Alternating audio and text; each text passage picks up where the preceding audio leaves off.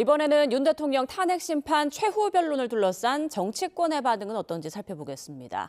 일단 여당은 겉으론 진정성이 담긴 진술이었다며 긍정적으로 평가했지만 속내가 그리 간단치만은 않아 보입니다. 야당은 마지막까지 궤변으로 일관했다고 깎아내렸는데요. 국회 연결합니다. 정인용 기자. 네, 국회입니다. 네, 먼저 여당 분위기부터 전해주시죠. 네, 국민의힘은 공식적으로는 대통령 최후 진술이 굉장히 긍정적이고 국민께 호소력이 있었다고 평가했습니다. 권영세 비상대책위원장은 국회 간담회 뒤 기자들과 만나 윤 대통령이 진정성을 가지고 이야기했고 계엄에도 사과를 했다고 언급했습니다. 또 윤 대통령이 임기에 연연하지 않는다며 개헌을 꺼내든 건 우리 정치 시스템의 변화를 깊이 고민해서 담은 내용 같다면서 옳은 말씀이라고 강조했습니다. 권성동 원내대표는 대통령 최후 진술과 변론의 전 과정이 논리적 일관성을 갖췄다며 헌법재판 결론에 잘 반영되길 바랄 뿐이라고 말했습니다. 다만 원내 핵심 관계자는 YTN에 윤 대통령이 자신의 책임을 강조하지 않았고 자신으로 인해 재판받는 공직자들의 선처를 언급하지 않은 점은 아쉬움으로 남는다고 짚어주기도 했습니다. 당내에선 날선 비판의 목소리도 나왔습니다. 친한계 의원은 윤 대통령이 처음부터 끝까지 제대로 된 사과를 하지 않았다며 변한 게 없다고 깎아내렸습니다. 임기 단축 개헌을 두고도 이미 계엄 직후 질서 있는 퇴진을 추진하는 가운데 친윤계 내에서 나왔던 이야기 아니냐며 사후 약방문이란 취지로 평가절하했습니다. 네, 이어서 야당 반응도 알아보죠. 민주당은 윤 대통령의 발언을 어떻게 평가했습니까? 네, 민주당은 윤 대통령이 마지막까지 거짓, 궤변으로 일관했다며 여전히 뻔뻔한 태도를 유지했다고 맹비난했습니다. 박찬대 원내대표는 아침 회의에서 무장 군대를 동원하고 정치인 체포조를 운영했으면서 잘못을 인정하지 않고 오로지 남탓만 했다고 지적했습니다.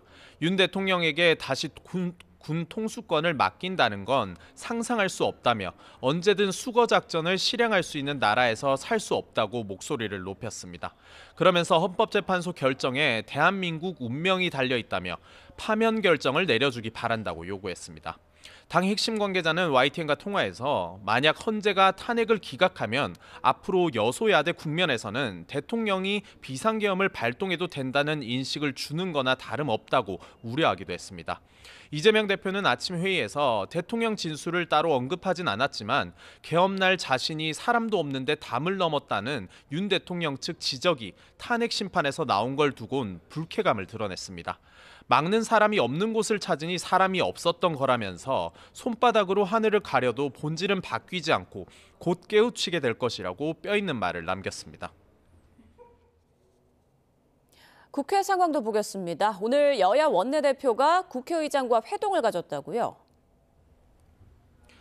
네, 그렇습니다. 우원식 국회의장 주재로 만난 여야 원내대표의 회동이 조금 전 끝났습니다. 국민연금 개혁안이 주로 논의됐는데 우선 이를 논의할 연금개혁 특별위원회를 꾸리는데 여야가 원칙적으로 합의했습니다. 국민의힘 박형수 원내 수석부 대표는 특위에서 어떤 논의를 할지는 국정협의회 결과를 보고 정하겠다면서 모레 국정협의회를 개최하기로 했다고 설명했습니다. 민주당 박성준 원내 수석부 대표는 윤리특위와 에이펙특위, 기후특위를 발족하는 데에도 뜻을 모았다고 덧붙였습니다. 다만 국민연금의 보험료율과 소득대체율을 조정하는 모수개혁 중재안을 두곤 아직 논의하지 않았다고 말했습니다. 여당은 인구나 경제 상황에 따른 연금 자동 조정 장치를 전제로 한 소득대체율 조정을, 야당은 소득대체율을 확정한 뒤 장치 도입을 주장하며 팽팽한 줄다리기가 이어지고 있습니다. 이런 가운데 국회 법제사법위원회는 오늘 전체 회의에서 명태균 특검법과 상법 개정안을 야당 주도로 처리하려고 시도하고 있습니다. 지금까지 국회에서 YTN 정인용입니다.